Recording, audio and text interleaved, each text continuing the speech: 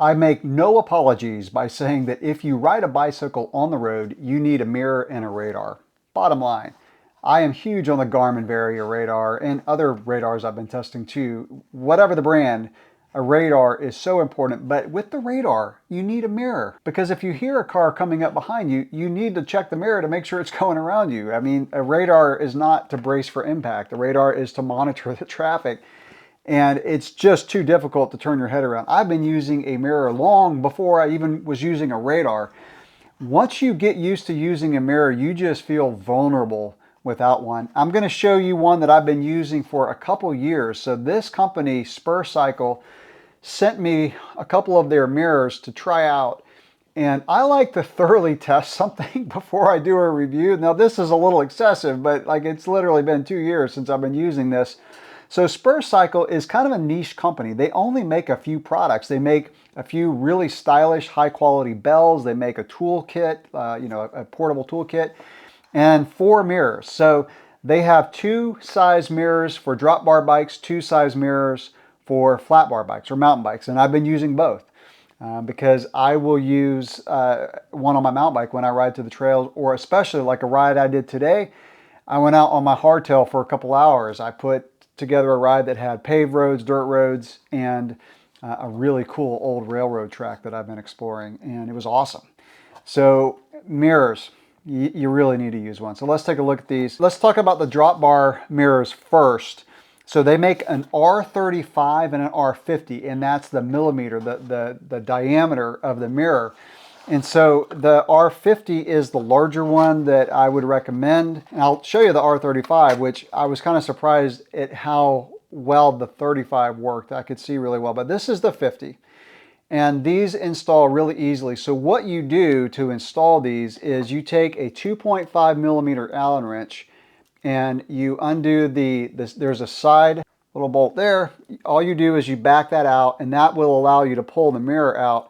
And then you use a 4 millimeter Allen wrench. So that comes out. So that's the piece that goes into the handlebars. As you tighten the 4 millimeter inside, this is going to expand. This is the best mirror I've used because of how stable it is. Once you tighten down that 4 millimeter bolt inside, this thing is super secure and it doesn't move at all.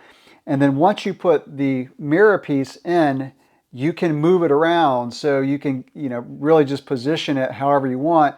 And you can use that 3 millimeter bolt to determine how much it can move around. And so I'm going to tighten this down. And like if you did it really tight, then it's going to be harder to move. So you want to get it just tight enough to where you can still move it with your fingers, so you can just position it. And this thing works really well. So I've been using this on my gravel bike, and believe it or not, the R35 is also very easy to see the traffic behind you. It's much smaller, but and I have it on my my indoor training bike right now, which is another gravel bike that I use outside.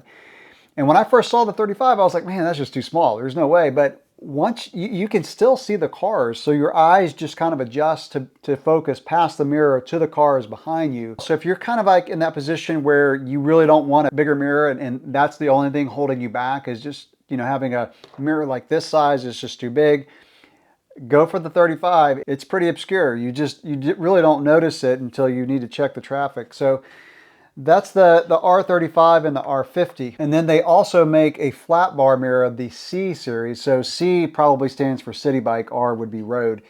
So I've been using it on my mountain bike, and I've been using the 50, which is a perfect size. Like I do not need anything bigger than the 50. So they make a C50 and a C70. The C70 is probably more like if you're commuting a lot and you just ride in a lot of traffic, you need maximum visibility. The C70 is probably the way to go, but the C50 has worked fine. 4 millimeter Allen wrench. Now that one, you don't have to take out the mirror to install it. All you do is you put it into the side of your handlebar, tighten down the 4 millimeter wrench, and you can still move it around. You can still adjust it to get it right where you need it. I really, like if my mountain bike ride is, paved, gravel, out to the trails, I will use a mirror. And then when I get to the trails, I just pull out my 4 millimeter Allen wrench, undo it, put it in my jersey or hydration pack, and then put it back on for the ride home, which is about 30 minutes. And I just feel naked without a mirror. even on a mountain bike. That's the Spurcycle mirror. Like I said, the best mirror that I've used to date. The glass is high quality. There's minimal to no vibration in the mirror. I've used some mirrors where it just vibrates too much and it's hard to see. Like, these are so stable.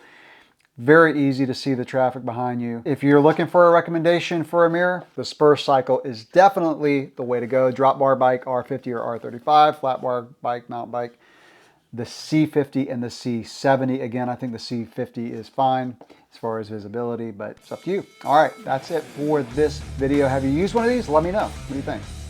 Catch you in the next video. Thanks for watching.